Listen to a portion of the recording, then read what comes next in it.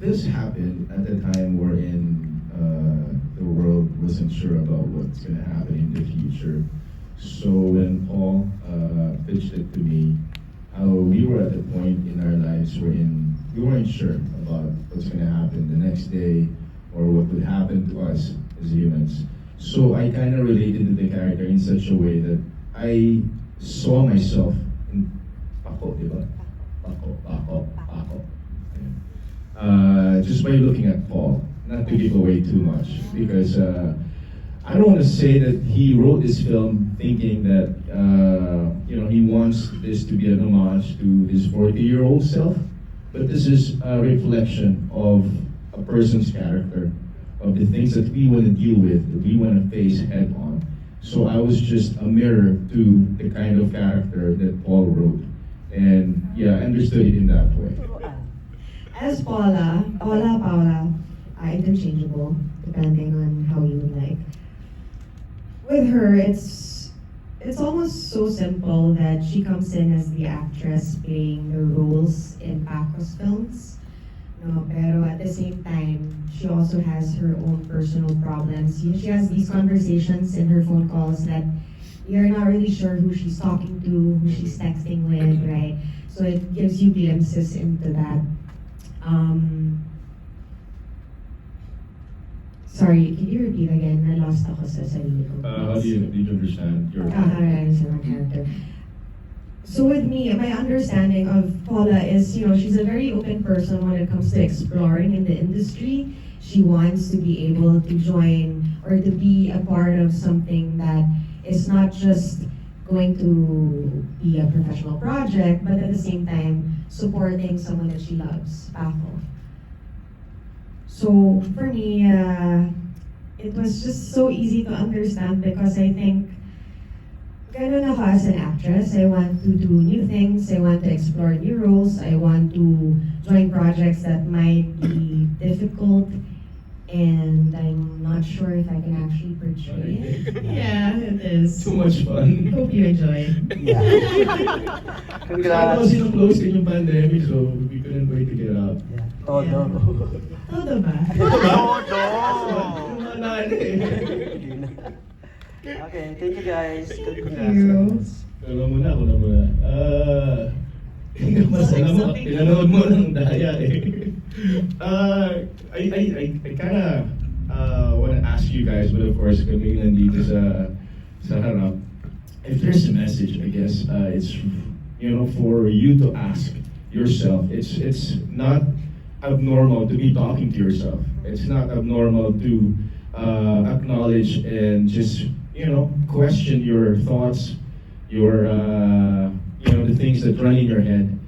But you also have to have a grasp of reality. Kasi sometimes pag wala kang sounding board or wala kang nakakausap, you tend to believe your own thoughts. And kailangan meron ka nasasabihan. So I guess, yun ang message for me as a character na nagkaroon siya ng blurred lines because he was so into his head. He was just in his own world na even his girlfriend, hindi alam yung pinagdadaanan niya. Because, he made his life more complicated by choice. So I guess this is a question of how you're gonna deal with yourself, having to deal with your own demons, and yeah, where you're gonna go from there.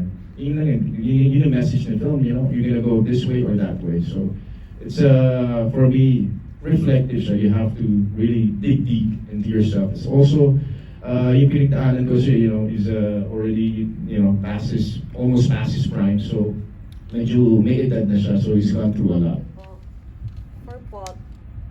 Hello. Ayan. For Paula, I think she really gave herself into the project and her commitment to the project was her commitment to her boyfriend. And in any relationship, you should always know the fine line of your commitment to yourself and to your partner, the same way you commit to your job and to your real life. Whether or not you're an artist, you're an actor, you're on screen, you're off screen, there's always that fine line of work commitments and self-commitment because you can tell yourself, oh, I'm at work naman, this is all just, this is separate, but it does rush over into your personal life and you tend to have that stress build up, Like you might. like you might nakaka-stress. So you have to give yourself a boundary, and only you can set that, because knowing yourself is important.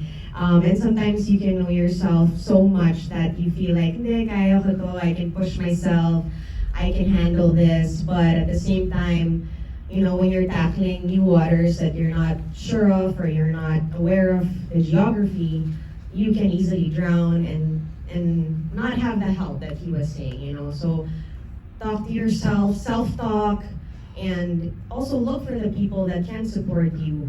You know, if it's texting yourself, if it's texting a friend, if it's looking at yourself in the mirror. Na po. And what did you do about it po? Or are you the type of actors na you tend to separate your personal life into your work life po?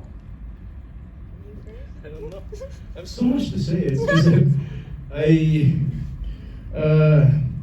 guess I live vicariously through the roles I play, through the characters I play, and it's like, it's hard to kind of distinguish who you are in front of a cam or off cam. I guess what's important is for you to really know yourself. It happens all the time, because of course sometimes your guard is down, you're too tired, your defenses are down, then you become the character and you bring it home, start to shake it off because there's so much emotional investment. But at the end of the day, you have to wake up to a new day and be somebody else. So those things, you know, there are a lot of blurry moments, but you have to live with it and deal with it as much as you can, because you don't have any choice but to, you know, be the person that people expect you to be that person or be the character. Sorry. Go ahead. Yeah, definitely. I think blurry stages come and go, especially if for example, right now I am doing a show for almost a year already. We've been dating for a year. It's been airing for almost 8 months.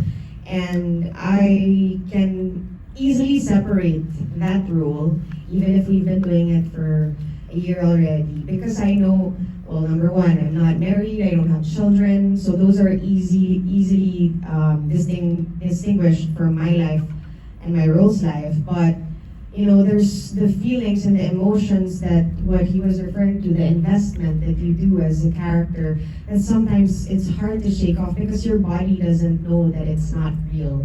So sometimes these signals get sent to your brain, and then you start to kind of consolidate or create beliefs in yourself that there is some truth to it.